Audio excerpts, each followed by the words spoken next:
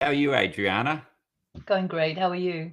Fantastic. It's such a delight to have you on, and I particularly really keen to discuss that article that you shared on growth mindset after setbacks. But before we get into that topic, I'd love you to share with the listeners how you've arrived at what you're doing today.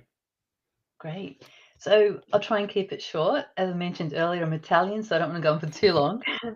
But I started out as a young entrepreneur. So I wasn't 20 and I started my first business. So I'm nearly 50.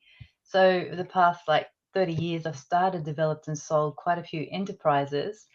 And about 15 years ago, started to consult and more recently coach SMEs globally to help them improve communities essentially by developing their business and helping their families, etc.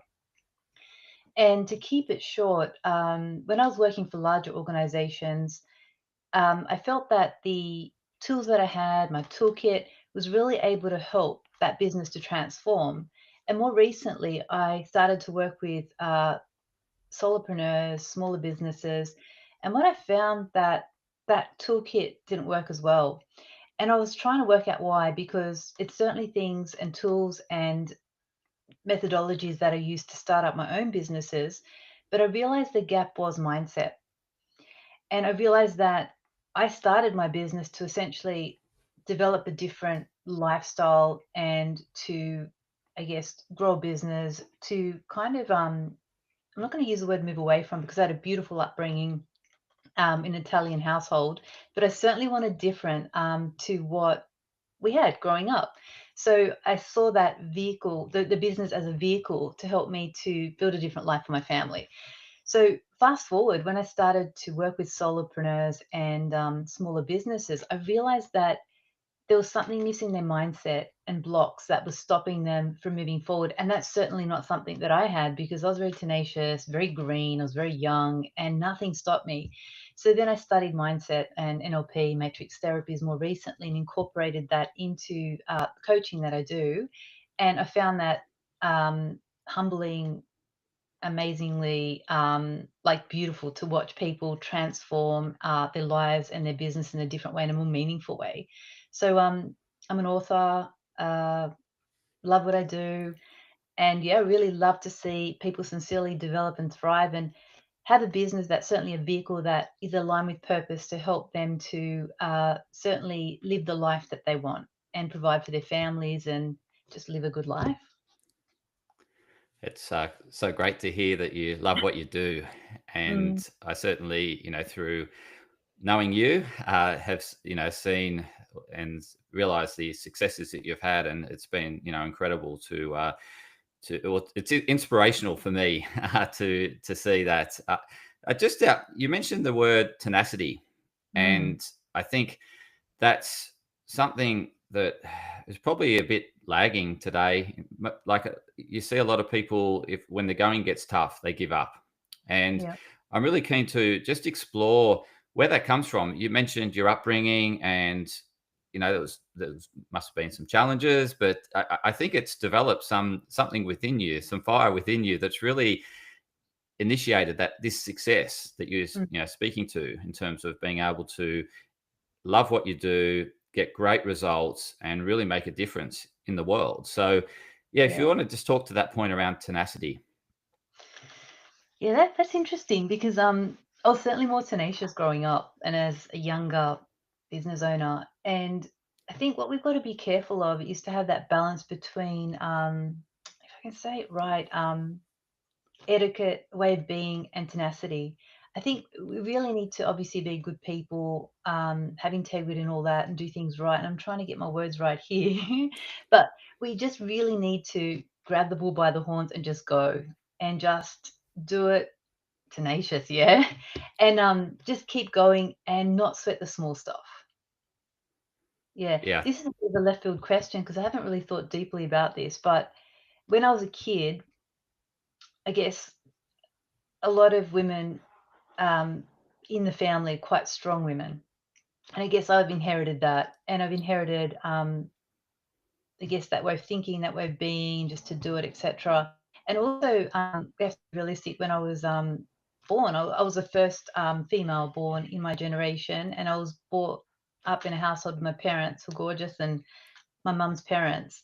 So I had that very humble, very raw way of, I guess, being introduced to life because my grandparents came out from Italy. My dad came out from Italy. And the stories I heard were really about um, their transition here and how they did it hard, etc. And really, they were tenacious. They just kept going. So I was lucky in a way that genetically, and I guess I was exposed to very strong women, but also that's all I knew.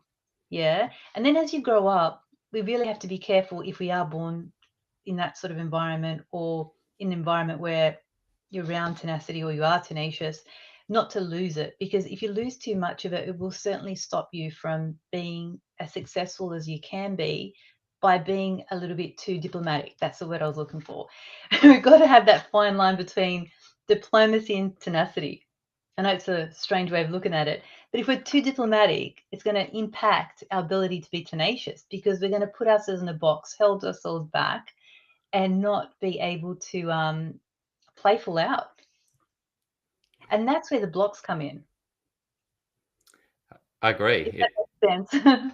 Yeah, 100%. It really does. Like, and it's breaking through that glass ceiling.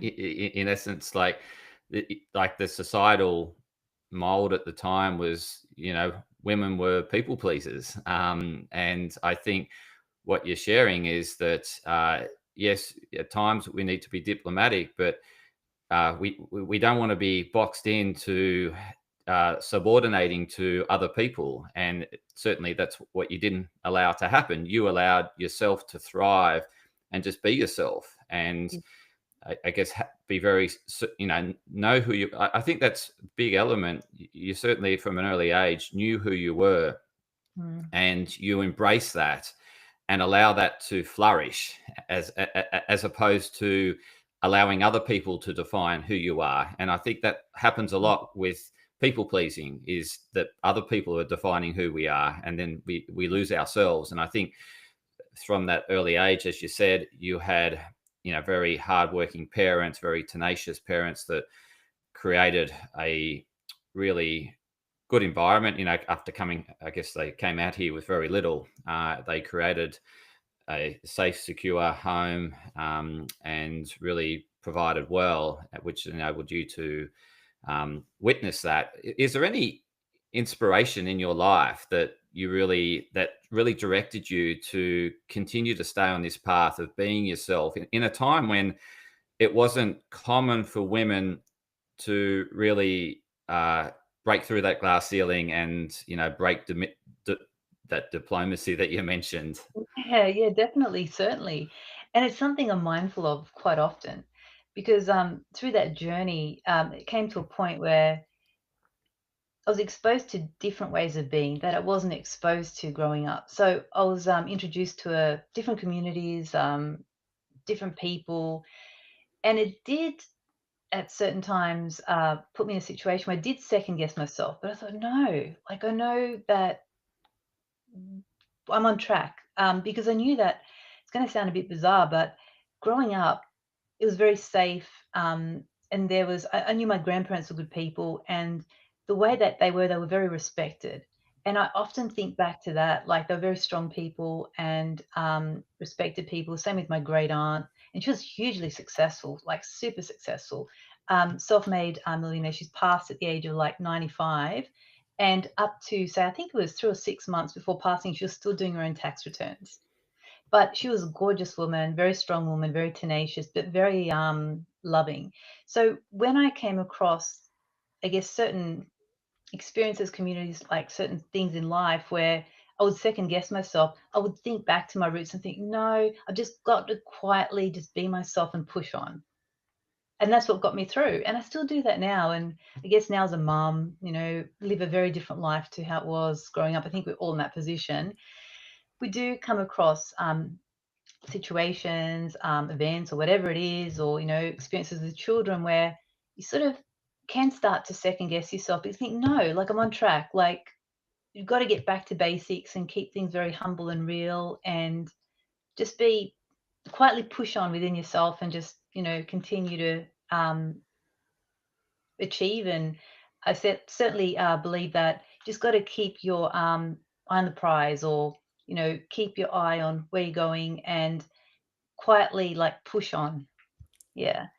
But certainly retain learnings, like the good learnings. And of course, on the flip side, there's certainly things that we're exposed to growing up. Like everybody's been in this position where those beliefs that we, I guess, were given or exposed to no longer serve us. So we've also got to be mindful of reframing that so that they don't hold us back. So there's certainly a lot of good that's come out of my upbringing, but certainly things that need to sort of think back, think, yep, great, thanks that person for giving me that belief, but it no longer serves me. And it was great at that time. It served well back then, but no longer. So you've really got to be mindful of certainly releasing and getting rid of those blocks to push on as well. Yeah, so you're certainly surrounded by, like, so the environment you're in was very go, go for it. Don't hold back, and chase your dreams, and Yeah. really, yeah. So did you see in that environment? Did you see any, like, as you're growing up, see any setbacks that you then observed how your parents, how your great aunt, how they navigated through those setbacks? Like, and is that what really also helped you? Is that you saw that people can encounter setbacks but really thrive as a result of having a setback? Yeah, sure, sure. So they had a lot of setbacks because, they had so many setbacks. But and I heard so many stories around that. But one thing that always comes to mind, that always true to themselves and true to people in the way that good, bad, or ugly, they were always honest. And that's something that these days people really need to be mindful of. They'll put things under the carpet or not say things truthfully. Not to, I'm not saying that they lie, but they don't have the courage to speak their truth. And what I'm really pleased that I did witness growing up, and I hold this true to my heart, is that um, they were always upfront. So through setbacks, through different issues, they were always able to speak their truth to people, good, bad, or ugly, and come from the heart, come from a place of love, and speak it honestly, truthfully, and that got them through. So they're very open as to what was going on in their lives and shared that with you. Mm. So you felt, or they basically took you along for the journey. Yeah, So certainly. this is, yeah. Yeah, every like dinner I remember, it was very conversational. There was definitely no TV on. And it was always my dad telling stories about his work, my grandparents telling stories. So I was so fortunate that they were always sharing stories about how they grew up, what happened. They were very truthful. And I remember there was one time where I was with my mum and an aunt that was married into the family. And she actually said to my mum, "You can't tell her that. She's too little." Mum said, "No, it's the truth. She's got to know." So from a very young age, my brother and I were exposed to life as it was. And I think that was quite healthy and beneficial. Yeah, because you see a lot of helicopter parenting today, that overprotective nature of parents. And Yeah, what you're sharing is you had a very raw and real upbringing, in a sense that you were, everything was shared with you, and the whole family went on a journey through setbacks together, yeah, as yeah, opposed to covering up, everything's okay, don't you worry, or making up some stories and trying yeah. to, yeah. Yeah, you're 100% right. That's exactly how it was. Very true, very raw. And yeah, we shared. It's all about sharing. Yeah. And a And great community as well. That's something that I think we've really got to be mindful of. Community is so important. Like a few years ago, as you know, Anthony, my husband and I moved back into a place where it's more community based because we felt a little bit isolated where we were. And I think community is very important, but in the right community, you need to be around like minded people, of course. But growing up, the doors open where people would come and they were welcome. They came to the house with an open heart, they were welcome. And I think that's really lovely as well because life is also about relationships. It's about speaking your truth, about supporting people, about relationships. And that is certainly business as well, right? It's about connecting a solution to a problem to help people, to help communities, or to help something in the world improve. So, yeah, I think the community element that I was exposed to in a very genuine way was, yeah, quite special as well. yeah, like I think that openness plays a big part to really getting the best solution. Like it's that real collaboratory approach. Like even though you're young and you're shared this information as to what's going on in your parents' lives, it does enable you to come up with potential solutions or help them, like just emotionally support them Yes. through. Yeah. Yes, yes. And I think another thing that comes to mind is my brother and I were never micromanaged. Like being raised in an Italian family household, there were certainly rules. My parents were quite strict with boundaries and love, but we were never micromanaged. Like my brother as well started out as a young entrepreneur as well. And my parents supported us in that journey, but they didn't micromanage. There were certain things that they weren't happy with, but they still supported us, but they never micromanaged.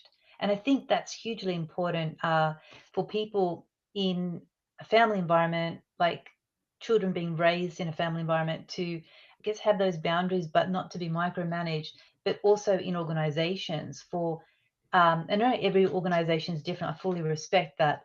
But I feel that what I've witnessed is if there's an environment where things are too rigid and people are too micromanaged where they can't be their true selves, there's no way an organization can get the best out of that person because they can't flourish. They're stuck in a box.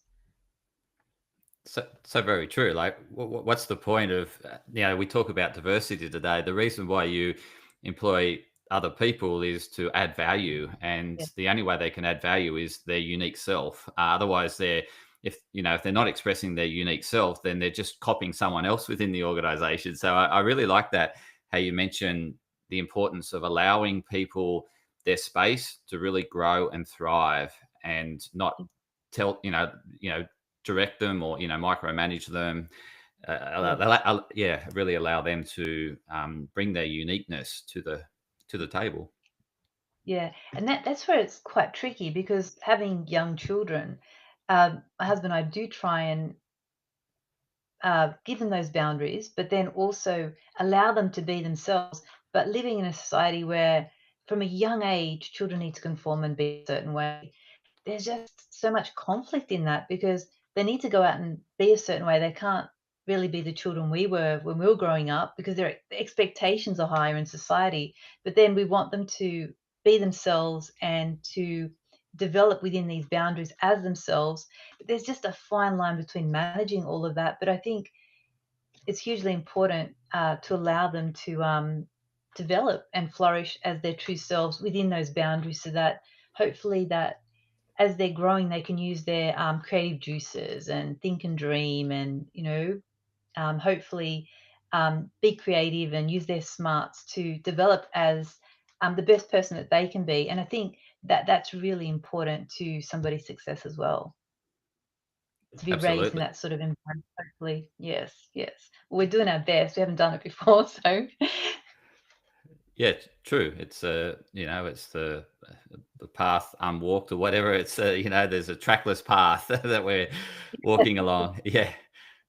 yeah, Which, yeah, and obviously along that path we have challenges, as you mentioned. Your parents encountered setbacks. They shared what was going on through those setbacks. And so, did you see yeah, setbacks as a normal part of life? Because I'm just thinking, like, if you overprotect children and you yeah, know helicopter parent them and fend for them and all that, and don't allow them to really experience life when they leave the home and start to experience life, it's inevitable that you're going to have challenges that you've never encountered. Whereas you yeah, growing up saw that challenges is part of life. Challenges are part of growing and experiencing life and ultimately thriving and becoming a better person when we're challenged. So yeah, that obviously really helped you, from an early age, realizing that, oh, this is life. Life is full of challenges. And so when you got out running your own business, essentially it was normal, right? It was, I was you were getting hit left, right, and center. You'd never done this before. But because of your upbringing, you were thinking, okay, yeah, I've got this because, my parents yeah. went through this. Yeah, yeah, definitely. But I feel that going back to the helicopter pairing thing, I mean, everybody's doing the best they can with the resources that they have. So for whatever reason, everyone's come from a certain space and they're doing the best they can with their children. And it's true, like if there's too much control when a child's kind of left to then explore life, if they don't have those strict boundaries, it's going to be difficult because if they don't have that support in that new environment, they could potentially, have issues there. But even with my upbringing, in all sincerity, like I was really fortunate. I started off quite young and I was tenacious and I pretty much went for it and I had nothing to lose. So I found it quite easy. But when I did come across setbacks, in all sincerity, when I got to probably my mid 20s, like I'd already had a house, like had a business, developing into franchise, all these things. So things were going really well. But when it comes to that next stage of growth, everybody needs new learnings. So I think I did the best I could at that time, but I guess tenacity was helpful, my upbringing was helpful, but I needed new stuff to get to my next level because what I knew and what I was taught and who I was needed to evolve to get to that next level. And I didn't know that at the time. And I did feel a bit stuck thinking about because probably in my mid 20s and there's a lot going on and things were going really well. And fortunately, because I was already okay at what I was doing, I could duplicate that and keep going.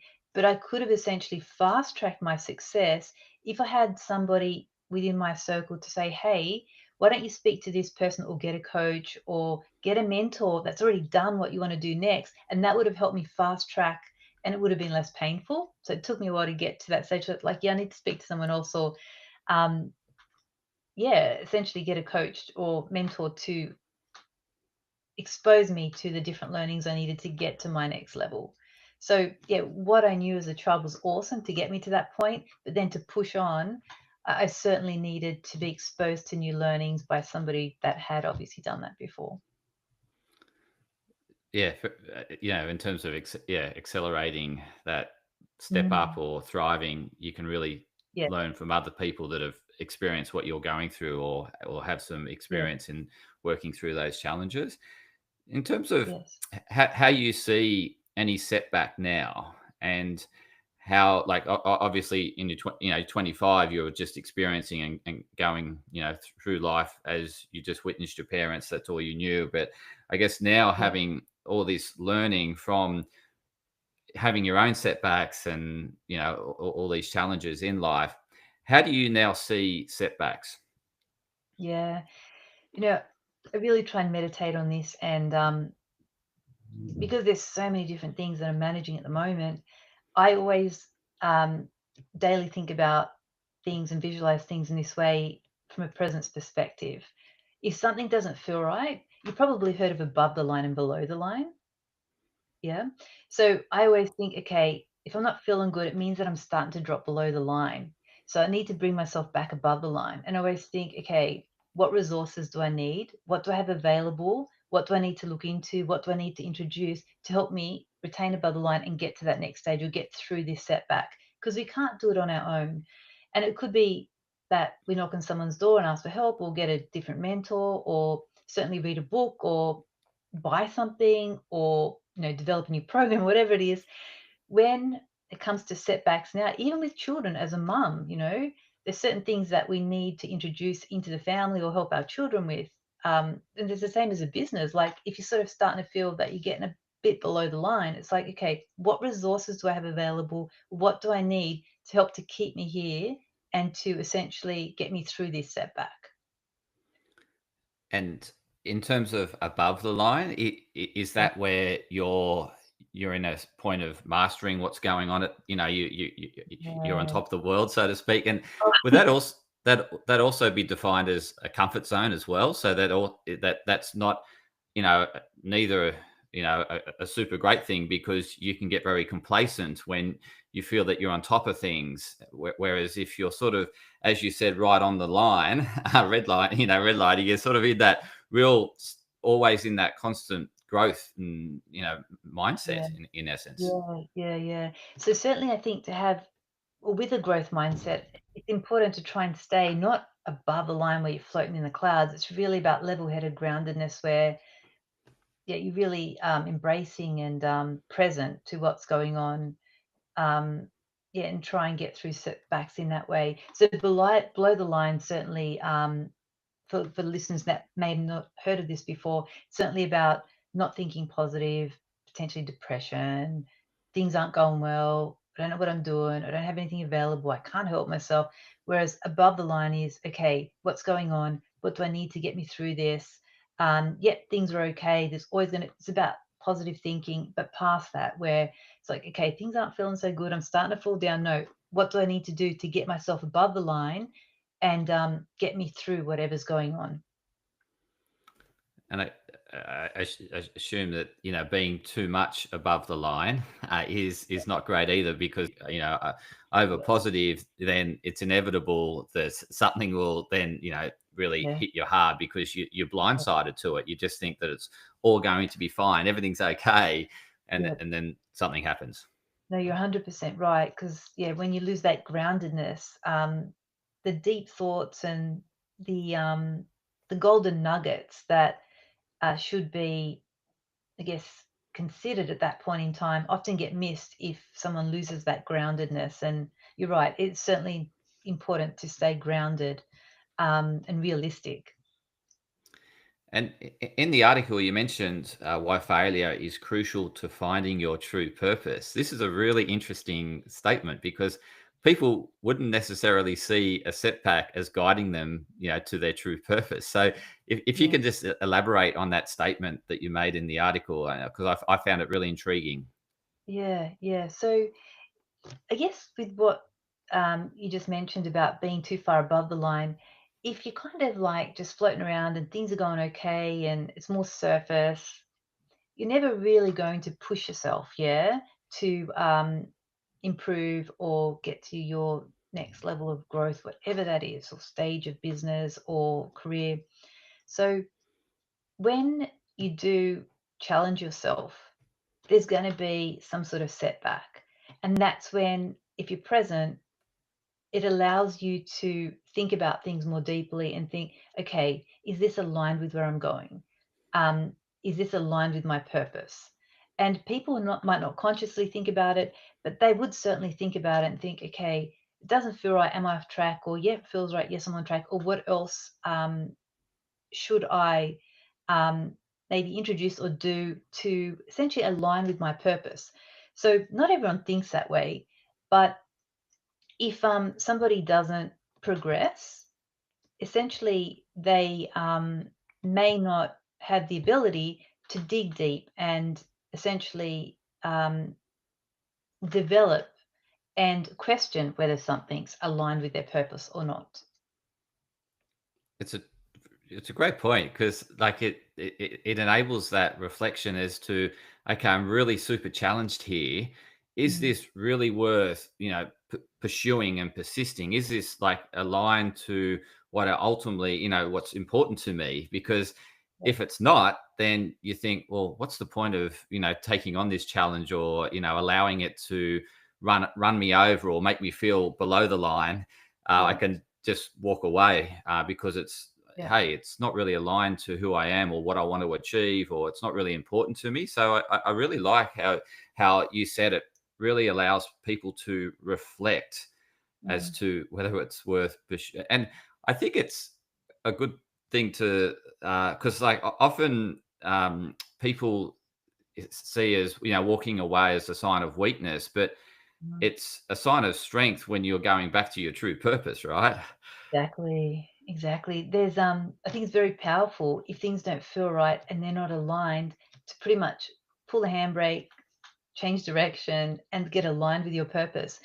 And there's no right or wrong because, say, for example, what served me in my 20s and my driver back then is very different. It was very different in my mid 20s, mid 30s, and now I'm like nearly 50. Like it's very different now. So I think it's you can look at it in two ways. A setback will certainly, if someone's mindful of this, allow them to um, understand and think, okay, is my, I guess, direction aligned with my purpose?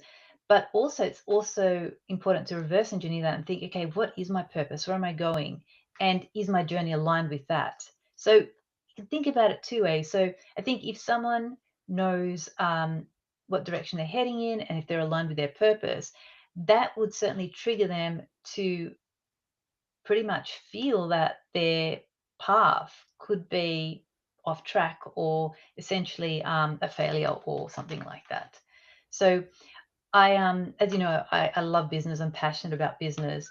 And when I work with people, one of the first things I do is help them to align with their purpose and help them to map out the next, say, 20 years at least.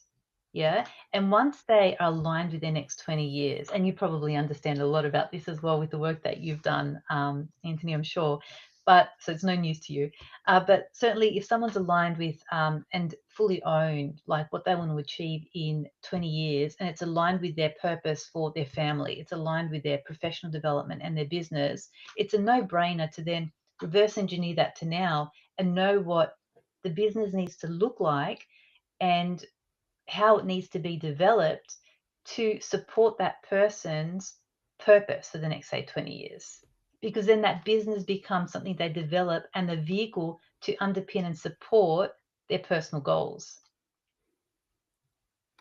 Absolutely. It's I think that's a key part of, like, there's nothing worse than not walking down a path that is not important. Like it's someone else's path. It's Yes, people are saying, oh, you should do this, and I think it's part of the challenge that women have today is they see a lot of successful women and they think that that's what they have to do is just copy these other people. And but I think once they start doing that, they can then realize that that's no, I don't really like this. This is not really me. yeah, Which is, as you said, is directing them back to who they are. It's telling them, yeah, you're on the wrong track.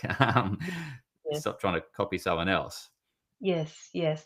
But I think it's hugely important that whoever it is knows what they want to achieve, aligned with purpose, because whenever I work with people, and you've probably experienced this as well, but you just see this aha moments like, geez, why didn't I think about that before? Um, so it's hugely important for people to really identify in a timeline what does a year need to look like, 5, 10, 20 years or beyond, depending on how old they are and how far away into the future they want to start thinking about things. And then they're like, of course, because then I say to them, look, if you map out like what you want 20 years to look like for your family, then you'll clearly understand like how much you need in terms of passive income, investments, certainly what your children will be doing, what they won't be doing, what you want to do, what you don't want to do anymore. And once you've got that clear, written down, then when it comes to developing a business and aligning that with purpose, it's certainly a no-brainer to realize that, okay, I've got to get this going, otherwise I'm not going to achieve it. So I may as well then go and work for someone else if I can't make my own business happen, because I'm going to miss the opportunity to achieve different things, to enjoy life with my family and have a more meaningful life aligned with purpose. And it's certainly not all about money, but it's important to have money. Otherwise, we can't have experiences and put food on the table, shelter, all of that, and live. So people can take that as far as what they like. But when it comes to aligning with purpose and failure, I honestly believe when someone's got clarity in what they want and where they're going, how to get there became so much clearer and so much easier. So if someone starts off that way, they probably feel maybe their situation in certain elements is off track, in other elements might be really good. But then there's that element of fine tuning things to get things on track to align with purpose, to have a more meaningful life. And in terms of summarizing what we've discussed, what would Yes. be your tips to someone that is feeling that that the year's been a failure, or their life to date's been a failure? What would be the next steps that you would recommend to Mm. them? Yeah. Like make a list of why it's been a failure and what goods come out of it. Because there's always a silver lining, always. And if it's a sense of failure that they can't get through, it could possibly mean that it could be a block that needs to be released. It could be something that needs to be discarded, or essentially reinventing themselves or what they're doing to be more aligned with where they want to go. Because if it's something they can easily shift or fix or change, then the failure, put it that way, um, is just a small speed hump. Whereas if it's something that they're really stuck with, depending on what it is, yeah, I think they need to create a list of what it is, break it down. Once again, above the line, what resources do I have? What do I need to introduce? Who can I speak to help me through that? And then they'll be able to make a more educated, I guess, choice on which way to proceed to get through that obstacle, to have a more meaningful life or get through that issue, whatever it is. But things can always be turned around. I think with the clarity, you need to have clarity in where you're going. If you know where you're going next year, if you know what you want in 20 years' time, it makes it a lot easier to make a decision now because it's either going to be aligned with where you're going or not aligned with where you're going. So it brings clarity to that setback to know what to do with it. And there's always Absolutely. resources available. Totally. And you're available to assist as well. So, how can the listeners best connect with you if they're feeling a bit stuck or feeling that they're not, they don't have the clarity? How can they best reach out and connect with you? Yeah, sure. Certainly through my website, it's consultingaustralia.com.au, or my email address, adriana@consultingaustralia.com.au. Fantastic, Adriana. I'll include them in the show notes so the listeners can just click on those links and reach out and connect with you. Thank you so much for sharing such wonderful insight. I've learned so much more about you and those great tips that you shared in terms of how to overcome a perceived failure or setback and what to do to get above the line. So thank you so much for coming on the podcast today. Thank you for having me, Anthony. Always good to You chat. Absolutely. And to the listeners, if you know of anyone that's really struggling and feels that they're stuck and they're going backwards, they're not going forwards, or they don't have the clarity in their life, please share this episode with them. Adriana has shared some amazing insights as to how they can get above the line. So please share it far and wide. And if you need help, please reach out to Adriana. And thank you for your continued support.